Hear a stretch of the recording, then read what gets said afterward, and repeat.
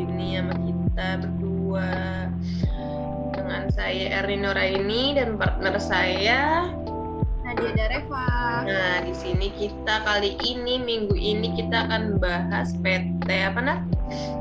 Avian. Nah, iya PT Avian. Nah, di sini itu PT Avian itu PT Avian Tbk ya lebih tepatnya. Di Iya, sini betul. itu kegiatan usaha utamanya dari PT Avian itu dia itu bergerak di bidang usaha industri dan perdagangan cat dan tinta cetak, vernis, lak dan perekat atau lem, mortar atau beton siap pakai. Di sini dia berkedudukan di Sidoarjo, Indonesia. Ya, kita di sini santai aja, kita baca-baca prospektus aja ya. Iya, betul. Lebih nyantai, lebih jangan kaku lah, asik. Kita sambil baca aja ya, aku juga sambil baca nih prospektusnya. Di sini entitas anaknya itu dia ada SRP, terus TKB, BBS, TKTW, terus ada MPI. Di sini semuanya beroperasi kecuali BBS. Dia BBS itu belum beroperasi, guys. Terus kita lihat juga di sini aku baca penawaran umum perdana sahamnya itu. Di sini jumlah saham yang ditawarkan itu paling banyak, nanti itu 6.200.000.000 saham baru yang merupakan saham biasa atas nama atau sebesar 10,0075% dari modal ditempatkan dan di-store setelah penawaran umum perdana saham. Terus di sini perkiraan tanggal efektifnya itu 29 November 2021, terus perkiraan masa penawaran umumnya itu 1 sampai 3 Desember ya di sini kelihatannya. Terus di sini perkiraan tanggal pencatatannya itu di BEI itu di 7 Desember 2021. Nah, selanjutnya itu pendananya gimana ya, Nat ya? Bisa dibacain.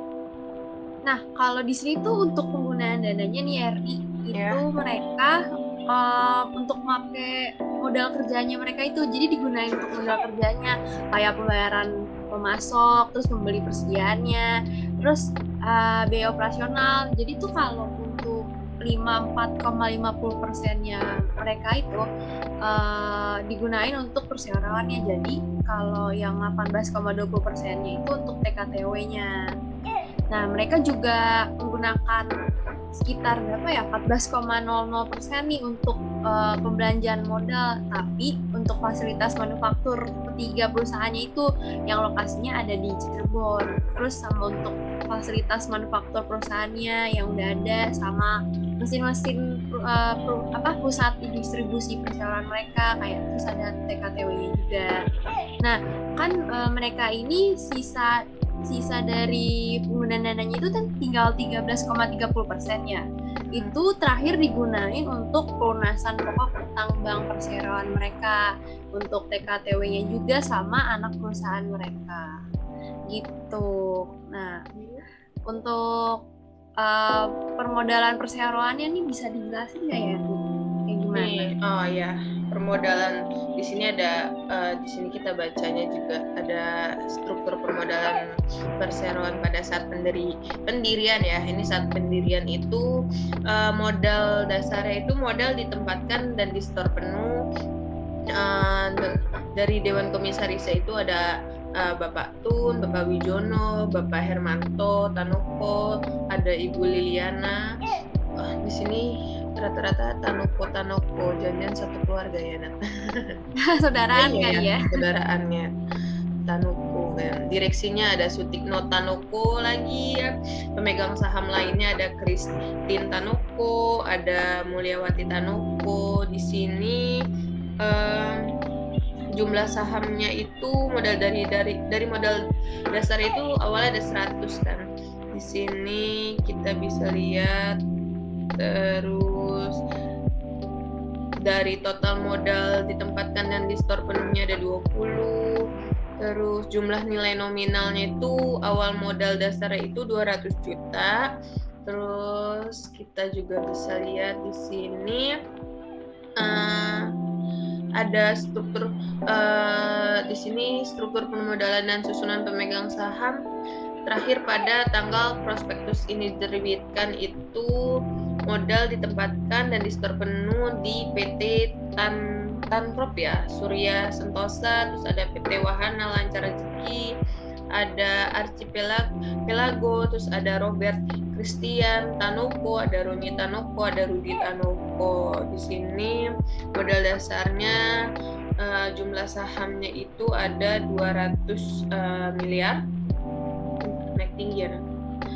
Terus terus total modalnya itu ditempatkan dan disetor penuhnya itu sejumlah 55 miliar. 55 miliar, Nat. Oke. Lanjutnya itu ada apa, Nat? Modal saham. Oh ya, selanjutnya itu modal saham mereka nih. Jadi mereka itu memakai nilai nominalnya sekitar Rp10 setiap sahamnya. Terus mereka ini sebelum IPO ini jumlah jumlah modal dasar saham mereka itu 200 miliar. Terus jumlah nilai nominalnya itu sekitar 2 triliun. Kalau setelah penawaran dana sahamnya ini, jumlah saham mereka tetap 200 miliar, terus jumlah nilai nominalnya 2 triliun itu.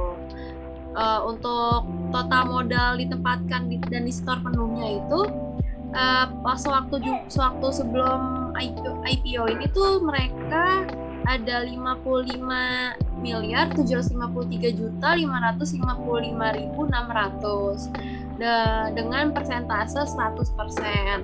Lalu untuk setelah IPO ini jumlah saham mereka itu 61 miliar 953 juta 555.600, sekitar 100% jumlahnya. Nah, selanjutnya itu kita bisa lihat untuk penjualan neto mereka nih di sini.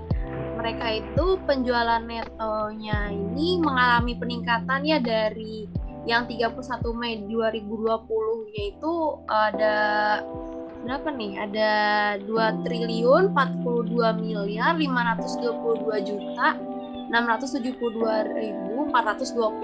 Sedangkan yang di 31 Mei 2021-nya itu ada 2 triliun 702 juta 720 miliar 89 juta 476.414. Jadi mereka ini tuh mengalami peningkatan di penjualan neto itu karena total volume penjualan produk-produknya ini nih, Erni. Jadi solusi arsitektur mereka meningkat. Kayaknya sih sekitar 26,4% ya. Terus kalau untuk produk-produk barangnya juga meningkat juga sih sebenarnya, sekitar 21,5%. Lalu di sini ada beban pokok penjualan perusahaannya nih. Mereka juga meningkat sekitar 30,1% ya, atau 349.590 dari 1.162.863 itu untuk tanggal 31 Mei 2020. Kalau untuk menjadi 1.512.453.000 itu tanggal 31 Mei 2021. Nah, peningkatan beban pokok penjualannya ini tuh karena peningkatan bahan baku.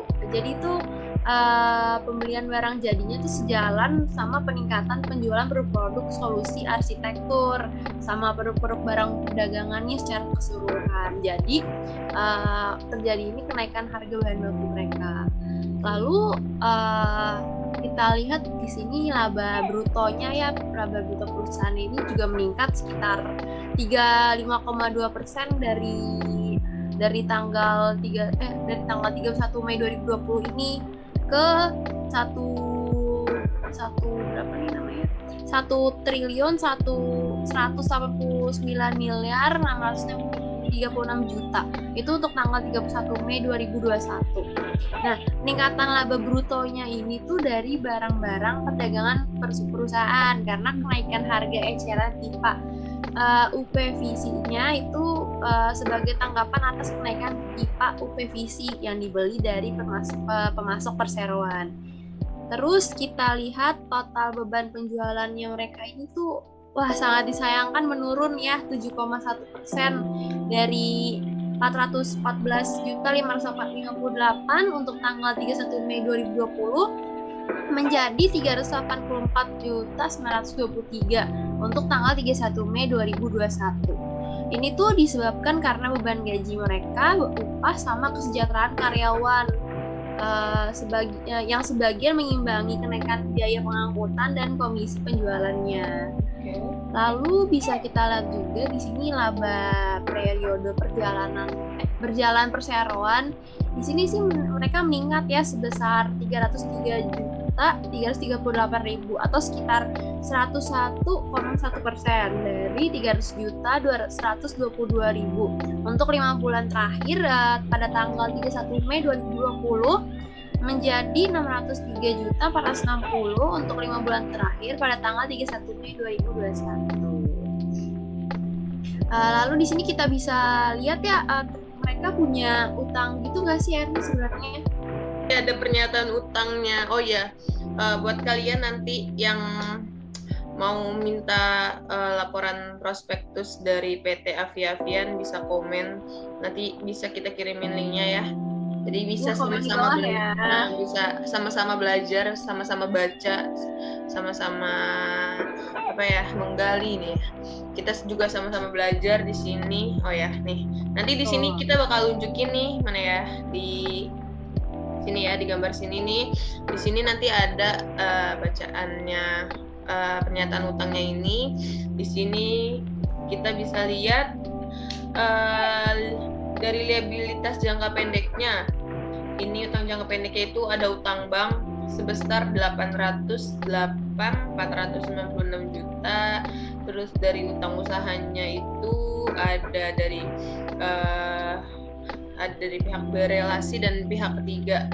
Terus ada sekitaran 536 jutaan. Di sini ada utang lain, ada pendapatan diterima di muka. Pendapatan diterima di muka ini nggak terlalu besar, cuma 904. Terus di sini ada utang pajak. Utang pajaknya itu 222.505 juta. Maaf, itu benar nggak ya utang pajak? 1, 2, 3, 4, 5. Oh maaf, beban akrualnya 222.505 juta, utang pajaknya itu ada 128.956 juta, dan di sini ada total utang jangka pendeknya itu sebesar 2 miliar ya. Di sini ada 2.791.520. Di sini kita bisa lihat yang paling besar itu ada utang dividen. Nah, di sini sekitar 1 miliar ya utang dividen ini. Besar juga ya. Besar. Terus di sini utang jangka panjangnya ada 111.733 juta. Dan di sini total ya liabilitasnya atau total utangnya itu ada 2.903 jutaan. Terus di sini kita bisa lihat juga nih di prospektusnya itu, di sini utang di banknya itu yang 496 juta itu ada di PT Bank Mandiri Nina. Ya, jadi dia ngutang sama PT Bank Mandiri. Terus kita bisa lihat juga di sini Rusam 5 surat penawaran kredit, terus perjanjian utang bank entitas anak. Oke, di sini nggak ada yang terlalu ini ya, mencolok gitu. Iya. Dari itu utang dividen. So, kita di sini bisa lihat juga nih dari laporan prospektusnya itu total aset ya. Total asetnya itu total aset lancarnya itu pada tanggal 31 Mei 2021 itu sebesar 4 juta ya? 4 juta apa? Maaf, 4 miliar. 4 triliun malah. Dalam jutaan rupiah kan, Nat? Iya. Triliun kan berarti ya? Triliun ya. 4 triliun. Nah, teman-teman di sini pada tanggal 31 Mei 2021 total aset lancarnya PT Aviavian ini sebesar 4 triliun 173.727 juta. Terus total aset tidak lancarnya pada tanggal 31 Mei 2021 ini sebesar 1.966.498 juta. Di sini juga ada total asetnya. Nih total asetnya itu ada sebesar 6.140.225 juta. Di sini dia mengalami peningkatan sebesar 4,6% atau 269.340 juta dibandingkan dengan 31 Desember 2020 tahun lalu nih. Dia mengalami peningkatan sebesar 4,6%. Berapa bulan toh? Desember, Januari, Februari, Maret, April, Mei, 5 bulan naik 4,6%.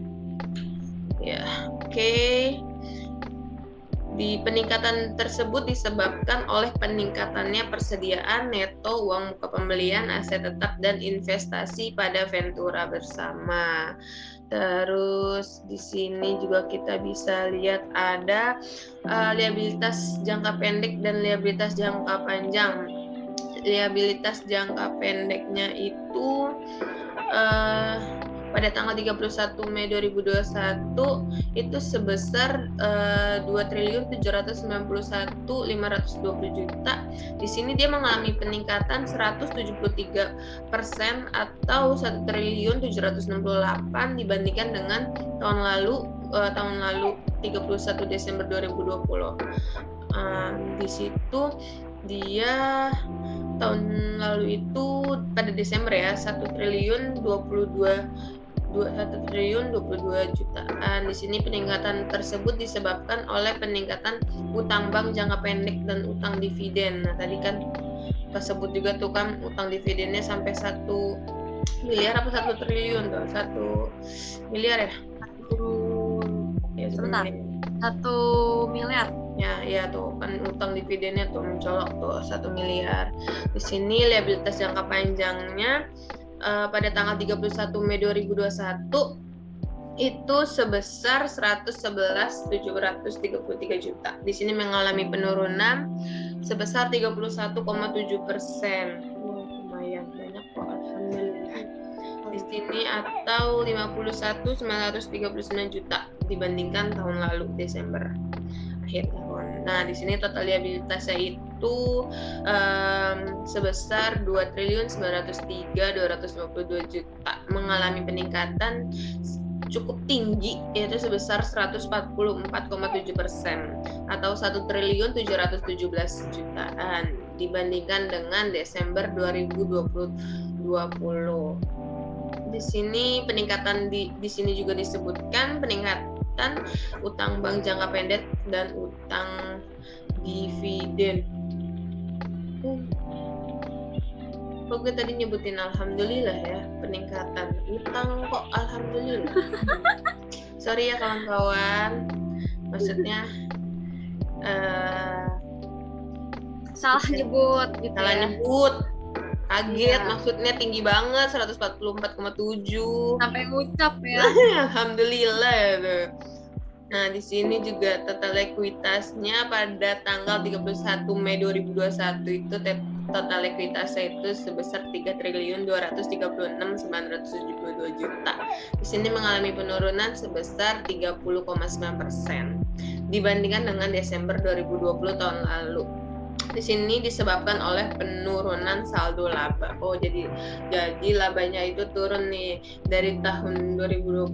Kan kemarin juga berpandemi kan. Mungkin akibatnya seperti itu. Oke, lanjut Nat.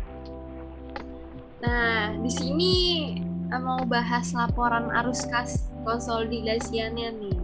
Kita lihat coba Pertama tuh kita lihat arus kas dari aktivitas operasinya. Dia itu kas neto diperoleh dari aktivitas operasinya itu di 2021-nya itu sekitar 504.499. Terus yang kedua ini ada arus kas dari aktivitas investasinya nih. Kas neto yang digunakan untuk aktivitas investasinya itu sekitar 104.098.000. Terus untuk arus kas aktivitas pendanaannya itu kas neto yang digunakannya itu sekitar 286.705. Terus yang terakhir ada kas dan setara kas tahun periode. Yang awal tahun periode itu sekitar 1.361.184.000. Terus untuk yang kas dan setara kas akhir tahunnya itu sekitar 1.4juta.880.000. Nah, lalu selanjutnya kita lihat rasio-rasio keuangan konsolidasiannya ya. Di sini ada rasio pertumbuhan, rasio usaha, sama rasio keuangan.